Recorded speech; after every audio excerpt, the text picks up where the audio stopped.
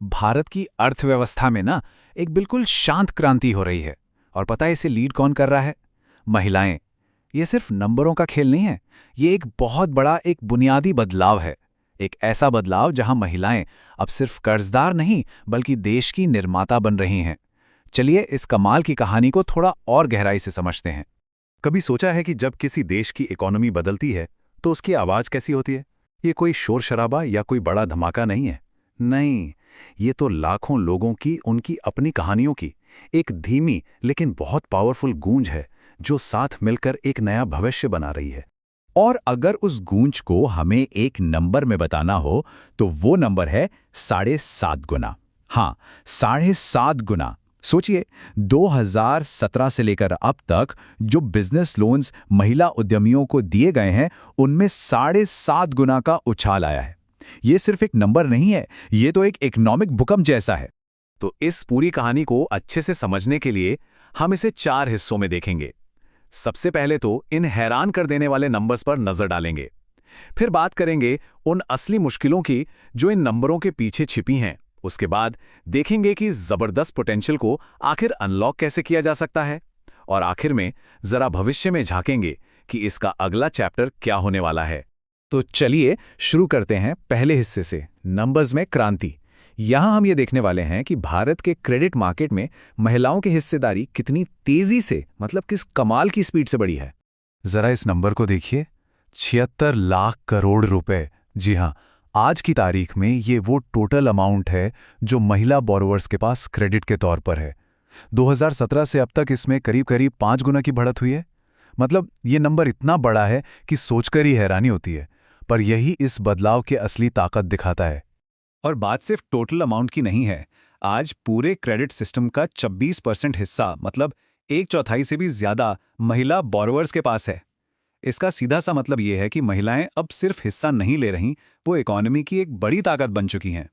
अगर हम इस सफर को टाइमलाइन पर देखें तो 2017 में सिर्फ 19% महिलाएं ही क्रेडिट एक्टिव थीं, और आज ये आंकड़ा लगभग डबल होकर 36% पर पहुंच गया है।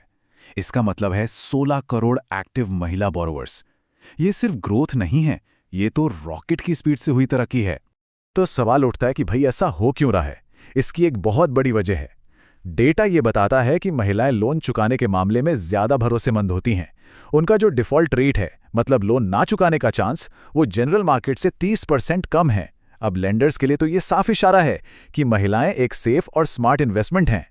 अगर हम रीजन के हिसाब से देखें तो साउथ और वेस्ट इंडिया में सबसे ज्यादा लोन दिए जाते हैं, वो वॉल्यूम में सबसे आगे हैं। लेकिन असली तूफान तो नॉर्थ इंडिया में आ रहा है। बिहार में 59% और उत्तर प्रदेश में 42% का CAGR है। CAGR मतलब हर साल लोन अमाउंट में कितनी तेजी से बढ़ोतरी हो रही है। तो ये राज्य ग्रोथ के नए हॉटस्पॉट बनकर उभर रहे हैं। तो ये सारे नंबर्स तो एक बहुत ही पॉजिटिव पिक्चर दिखाते हैं ना, लेकिन अब हमें थोड़ा गहराई में उतरना होगा, क्योंकि सिर्फ क्रेडिट तक पहुंच मिल जाना ये तो आधी कहानी है। असली चुनौतियां जो अक्सर किसी को दिखती नहीं हैं, वो कहीं ज्यादा बड़ी हैं। रिपोर्ट में एक बहुत जरूरी कॉन्सेप्ट के बारे में बताया गया है, टाइम पॉवर्टी, यानी समय की गरीबी। इसका सीधा सा मतलब ये है कि घर और परिवार के देखभाल के काम का बोझ महिलाओं पर इतना ज्यादा होता है कि उनके पास नए डिजिटल फाइनेंशियल टूल्स को सीखने और इस्तेमाल करने का टाइम ही नहीं बचता। ये एक ऐसी रुकावट है जो दिखती नहीं पर है बहुत बड़ी।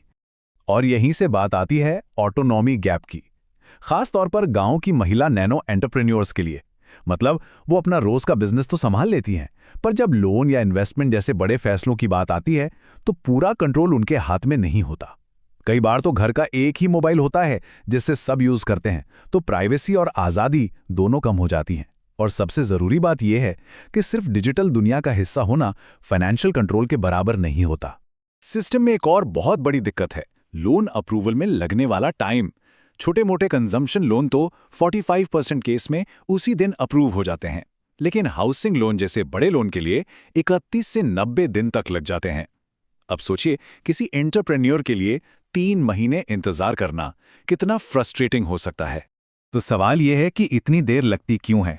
मजे की बात यह है कि हम डिजिटल इंडिया की बात करते हैं, लेकिन लोन प्रोसेस का एक बड़ा हिस्सा आज भी मैनुअल है। जैसे प्रॉपर्टी की वैल्यू निकालना, गारंटी की फिजिकल चेकिंग करना, ये सारे काम हाथ से होते हैं और यही पूरी प्रोसेस को धीमा कर देते हैं। इसके अलावा माइक्रो फाइनेंस सेक्टर पर भी एक प्रेशर है। एनपीएस बढ़ रहे हैं, मतलब ऐसे लोन जो वापस नहीं आ रहे, और लोगों पर कर्ज भी बढ़ रहा है। इस वजह से जो लोन देने वाले हैं वो अब ज़्यादा सावधान हो गए हैं। इससे हुआ यह है कि मार्केट में लोन की सप्लाई कम हो गई है, और इसका सबसे बुरा असर उन महिलाओं पर पड़ रहा है जो पहली बार क्रेडिट लेने की कोशिश कर रही हैं। ठीक है, तो हमने नंबर्स देख लिए, चुनौतियां भी समझ लीं। अब आते हैं कहानी के सबसे जरूरी हिस्से पर। सवाल यह है कि जबरदस्त पोटेंशियल को अनलॉक कैसे किया जाए, एक सस्टेनेबल एम्पावरमेंट का रास्ता कैसे बनाया जाए। रिपोर्ट में कुछ बहुत ही दमदार सॉल्यूशंस दिए गए हैं। पहला, महिलाओं के डिजिटल फुटप्रिंट्स का इस्तेमाल करें, जैसे कि उनके यूपीआई ट्रांजैक्शंस का डेटा देखकर फटाफट लोन अप्रूव करें। दूसरा, खासतौर पे उनके लिए क्रेडिट लिटरेसी प्रोग्राम चलाएं ताकि वो बेहतर फाइनेंशियल फैसले ले सकें।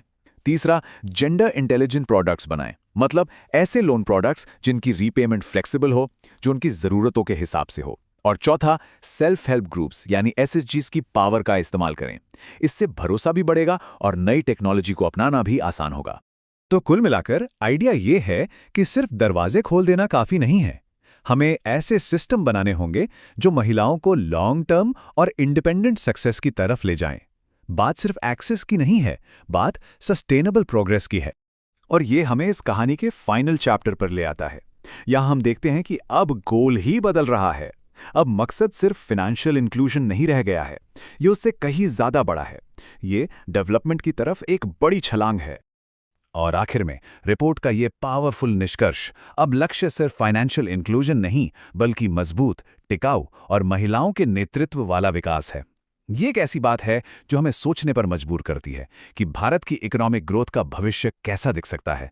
एक ऐसा भविष्य जिसे महिलाएं सिर्फ बना नहीं रहीं बल्कि लीड कर रही हैं।